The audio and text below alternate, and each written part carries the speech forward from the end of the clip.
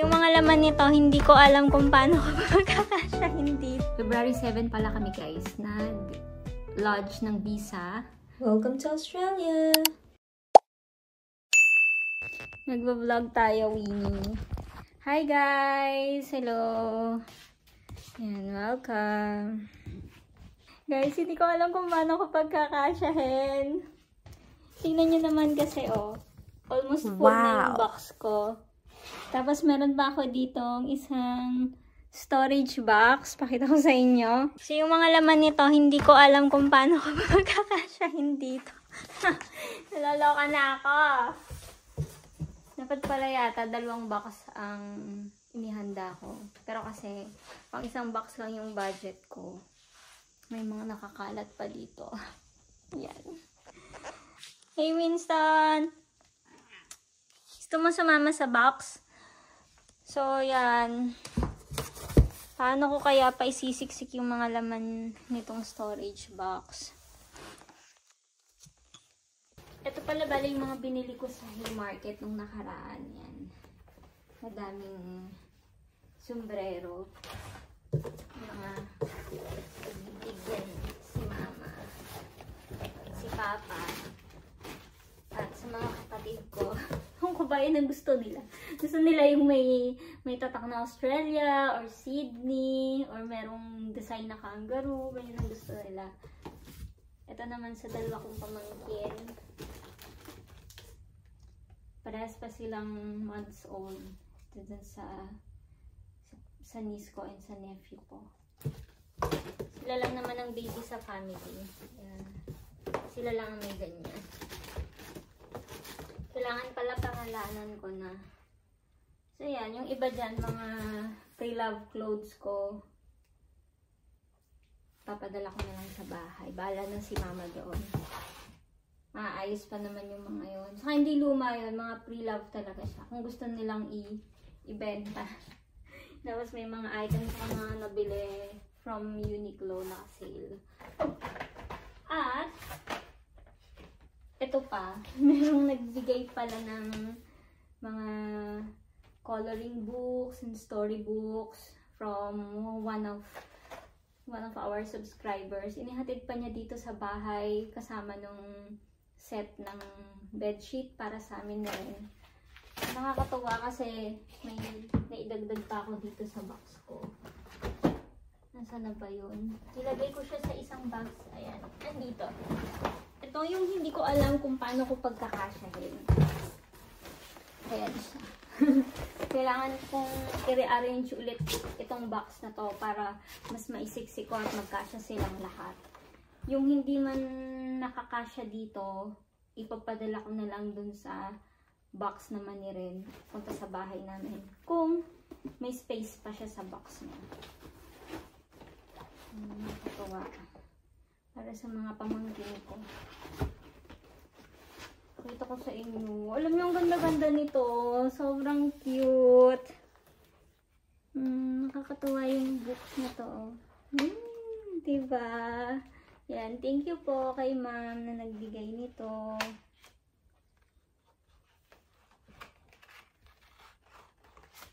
Ang ganda. Nakakatuwa na. Ano pa bang nandito?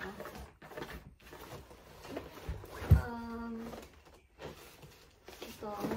Storybook, Noah's Ark. Pwedeng gamitin ni mama sa mga bata. Kasi si mama sa Sunday school siya. Sunday school teaching.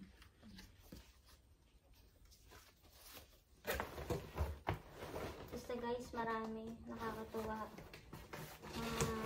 Storybooks and may mga coloring books din akong binili para dun sa pamangkin ko na 4 years old. Diba? Paano ko siya pagkakasyahin? Kailangan may ayos ko na to ngayon kasi next week sa Thursday ay ipapapick up ko na ito. Kailangan ko na siyang mapapick up. Siyempre, hindi pwedeng, hindi ako magpapadala ng lupas pa po. Nadala ko ng isang set nito. So yeah, basically, yan lang yan ang laman ng aking box, guys. Nakaka-stress din pala magpuno ng box. Isang taon ko yung inipon at kailangan ko na siyang ipadala. Hindi na ulit ako magpapadala ng box. I mean, hindi sa susunod na taon, hindi naman ako every year nagpapadala ng box. Matatagalan siguro bago magpadala ulit ng box. Hindi namin alam, makapag nagpadala kami ng box doon, ilang box na yon, and then for good na talaga. For good na kami sa Pinas. Hindi natin alam. Malaman natin. Hey Winston, happy Valentine's Day. Happy Valentine's Day, everyone. Ay, mali. Ito wala.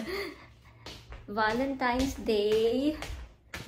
It's February 14 and busy ang mga restaurant. Busy ang malls for sure. At full ang mga hotels. And that is for sure. This is how we celebrate Valentine's Day. Actually, we don't celebrate Valentine's Day. Hindi kami nausuhan ni Ren ng Valentine's Day. Pero, bigla ako nakaisip na mag-order ng food. Kasi nalaman ako mag-luto. So, nag-share na lang kami. Nag-order ako sa Manong.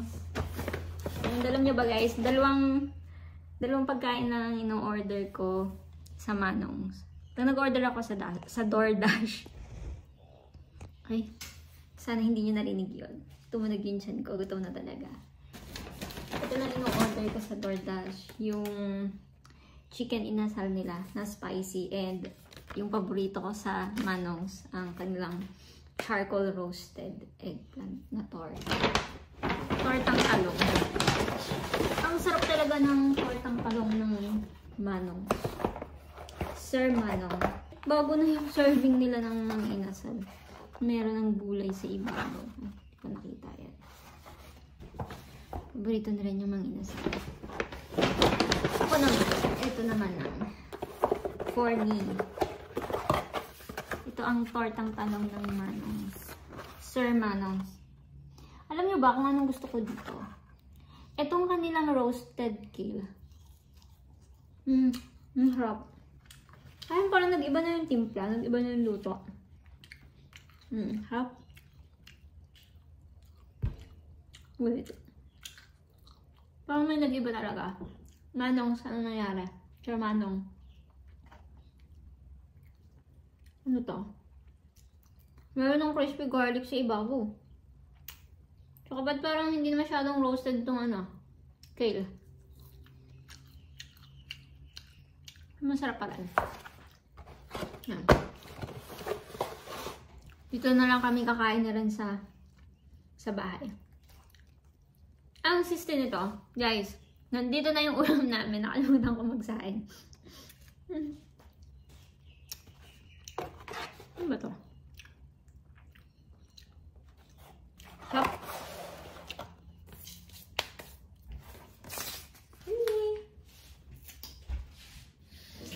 Ito na ako. 15 minutes pa yung kanin. Ay, yun. Gusto ko. Ano ka pala dito? Labanos. Pickled. And, itong ulam namin na to, hanggang Sunday na to.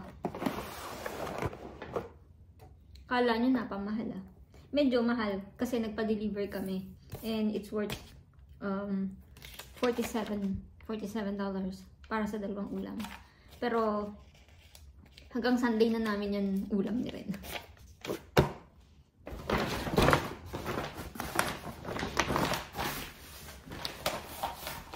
Eto guys, meron akong good news sa inyo. Pupunta kami na rin ng New Zealand! Wow! And yes, we got our visa. So nag-DIY kami ng visa to New Zealand. Nag-lodge kami nung February 4. And after 4 days, wait, I'm gonna check. Hindi ko sure. February 7 pala kami guys, nag-lodge ng visa. And February 11 ay nag-grant yung visitor visa namin to New Zealand. And I'm so excited kasi makikita na kami ng best friend ko that I haven't seen for 10 long years. And I'm super excited. Both of us were super excited kasi nga hinintay namin ang araw na to na hinintay namin ang pagkakataon na to na magkita kami. Kasi since nag-migrate silang mag-asawa sa New Zealand, ay hindi pa kami nagkikita, hindi pa sila umuwi ng Pilipinas, at isa sila sa tuwan-tuwa nung nalaman nila na pupunta kami ni Ren dito sa Australia. Ayun. Nung last year, dapat pupunta kami doon kasi may renewal of vows sila. And dadating din yung parents niya. Pero hindi kami nabigyan ng chance na magpunta doon ni Ren kasi hindi namin priority na lumabas ng Australia. At isa pa, nag-aaral pa si Ren, no? Nagbabayad ng tuition fee. So, iba talaga yung priority namin. And I told her na I'm so sorry. Hindi namin talaga kaya, hindi namin afford na bisitahin sila doon. Yun. Sila rin naman, may iba din silang priority nung mga panahon na yon. At ako naman, gustong-gusto kong mag-celebrate ng birthday ko sana this year sa New Zealand. Sabi ko na last year, pag nag-grant yung visa namin ni Ren, yung graduate visa namin ni Ren, try namin mag-apply ng visitor visa sa New Zealand. Saka kami pupunta doon. Yan. And then ako sa-celebrate ng birthday ko. Yay! So sa mga taga New Zealand dyan, kung meron tayong subscribers sa Christchurch, yan. Kita-kita tayo sa Christchurch, New Zealand. Nandun kami ng April 10 hanggang 17. 1 week kami sa New Zealand. I'm so excited. 10 years. Best friend. See you soon! And ano pa ba? Yeah, basta. Pagdating na lang sa New Zealand, actually, hindi pa kami nakakabook ng ticket ni Ren. Mamayang gabi pa kami magbubook ni Ren ng ticket namin. We'll try makahanap ng cheapest flight papunta doon. Kasi April na di ba? Habang papalapit yung flight, ay pataas na rin ng pataas ang price ng ticket, ng airfare. So, we need to book our flight as soon as possible. Yun. Okay, guys. Matagal-tagal pa yung sanayin ko. Sige, ayusin ko ulit yung box ko. Baka meron pa akong hindi sisingit. Baka may space pa. So, yan. Kung kanina makalat, ngayon medyo mainis-imis na. Ito, tinanggal ko na sa mga old clothes ko. Hindi ko na siya isasama. At, ito naman yung nakabox ko na. Nakaayos na siya, guys. May konting space pa dito. I'm planning to put more Australian souvenirs here. Yung mga delata ko and ibang mga snacks nandun sa ilalim. And majority mga damit-damit din. At saka pangbata, guys. Para sa pamangkin ko talaga. Sa mga ibang nanghihingi ng balikbayan box sa akin. Sa susunod na lang, sorry. Next time na lang kasi ito talaga ay para sa family ko. Family first. Si Ren, hindi pa puno yung box niya. Pero may mga naipon na rin naman siya. Nandito sa maleta yung iba. Ayan. Ipapa-pick up ko to sa Thursday. Wala na talagang space. Yun yung mga Australian souvenirs lang, mga ilan-ilan na ano, pwedeng ipamigay ni mama. Oh, subscription na pasalubong. Charot lang. Joke lang. Pero seryoso, sana nanonood kayo ng vlogs ko. Yun lang guys, that's it.